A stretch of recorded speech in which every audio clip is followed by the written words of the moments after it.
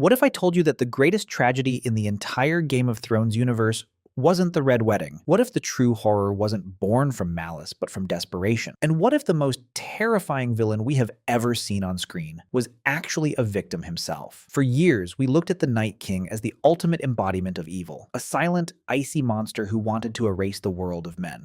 But when you peel back the layers of George R.R. Martin's lore, when you dig into the ancient history of Westeros, a completely different picture emerges. A picture of a man who was betrayed by his own kind, twisted by magic, and driven by a love so forbidden it froze the very earth beneath his feet. This is the true story of the Night King. This is the story of the 13th Lord Commander. And this is the story of the Stark family's darkest secret. To understand the monster, we have to go back to the very beginning. We have to go back thousands of years, long before the Iron Throne was forged, long before the Targaryens conquered the skies, to an era known as the Dawn Age.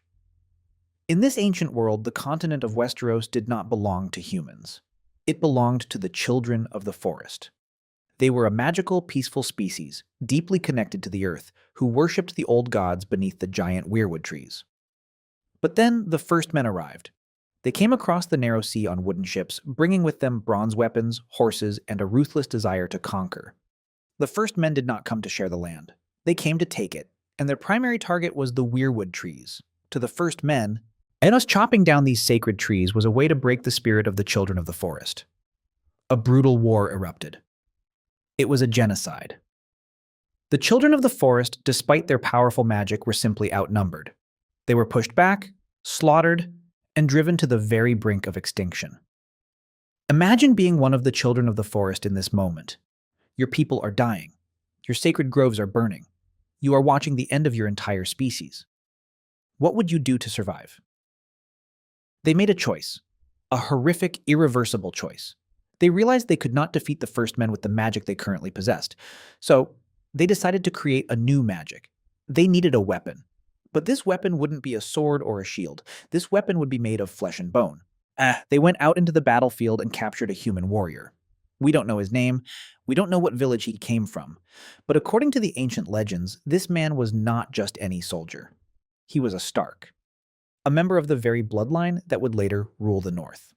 The children of the forest dragged this Stark warrior to a sacred weirwood tree, a tree with a face carved into the white bark, weeping red sap. They pinned him to the earth.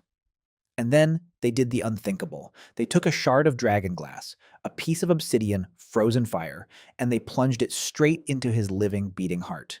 The pain must have been unimaginable. As the dragonglass pierced his flesh, you can imagine his screams echoing through the dark forest. But the dragonglass didn't just kill him, it transformed him. His humanity burned away in an instant. The warmth left his body. His brown eyes turned into piercing, terrifying shards of ice blue. His skin hardened into an impenetrable, frozen armor. The man died in that forest. But something else woke up. The weapon the children of the forest created was born. They had successfully turned a human into the first White Walker. They had created the Night King. At first, the children of the forest probably thought they had won. They had harnessed the ultimate power, but they had made a fatal miscalculation. You cannot force life into a dead vessel without consequences, and you cannot control a god of death. The Night King did not obey his creators. Instead, he turned his icy wrath against them. He raised an army of the dead, out of turning fallen soldiers and innocent villagers into mindless wights. He commanded the White Walkers, his lieutenants, to spread across the north like a plague. The very weapon designed to save the children of the forest became the exact instrument of their destruction. This event triggered what is known in legend as the Long Night. For a generation, the world was plunged into freezing darkness. The sun seemed to forget how to rise. The army of the dead marched south, killing everything in their path. It was only through the combined forces of the first men and the remaining children of the forest, culminating in the battle for the dawn, that the Night King was pushed back. They built the massive wall of ice to keep him imprisoned in the frozen north. But that is the history of the show. That is the story of the creature created by the children of the forest. Now, we need to talk about the books, because in George R.R. Martin's written lore, the story goes much, much deeper, and it is far more tragic. In the books, there is a character known not as the Night King, but as the Night's King, and his story is one of the most chilling legends in the entire A Song of Ice and Fire universe. According to the ancient texts of the Night's Watch, The Night's King was not created by the Children of the Forest. He was the 13th Lord Commander of the Night's Watch. He was a fearless warrior, a brother of the Watch, sworn to guard the realms of men and take no wives, hold no lands, and father no children. But one day, from the top of the wall, he saw a woman. The legends describe her in haunting, beautiful detail. She had skin as white as the moon, and her eyes were like blue stars. She was a White Walker, an otherworldly, icy being of absolute perfection and terrifying beauty. The 13th Lord Commander was completely captivated by her. He forgot his vows, he forgot his duty. He abandoned the Night's Watch and followed her into the frozen wasteland. He chased her through the icy forests until he reached her domain. And there, in the heart of winter, he gave her his soul. He declared himself the Night's King, and he declared the woman his queen. Together, they ruled from the Night Fort, the oldest and most terrifying castle on the wall. For 13 years, he committed unspeakable atrocities. He sacrificed men to the White Walkers. He enslaved his own brothers of the Night's Watch. He used dark magic to bind the living to his will. It is said that his very name was struck from the history books, cursed by every Stark who followed.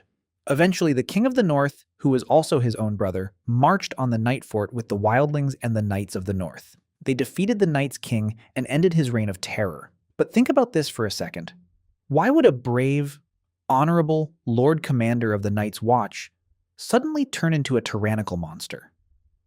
Was it just dark magic? Or was it something else? What if the Night's King wasn't a villain?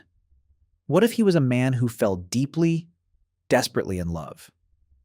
Imagine the isolation of the Night's Watch, standing on top of a massive wall of ice, staring out into an endless, dark, freezing void for years on end. And then you see her, a being of breathtaking, ethereal beauty. A woman who doesn't age, who doesn't die, who exists outside the cruel, warmongering world of men. The humans of Westeros are brutal. They wage war over titles, they slaughter children, they betray each other for gold. But the White Walkers, in their frozen domain, are silent. They are still. They represent an end to the chaos of humanity. Perhaps the Night's King looked at the woman with skin like the moon and eyes like blue stars, and he saw peace. Perhaps he didn't want to destroy the world. Perhaps he wanted to freeze it, to preserve it, to stop the cycle of human violence once and for all. He gave her his soul because he believed in her. He became a Stark legend, not as a hero, but as a tragic figure who chose the cold over the cruelty of men. Now, let's bring these two stories together. The show gave us the origin. A Stark warrior captured by the Children of the Forest turned into a weapon with dragonglass in his heart. The books gave us the legend.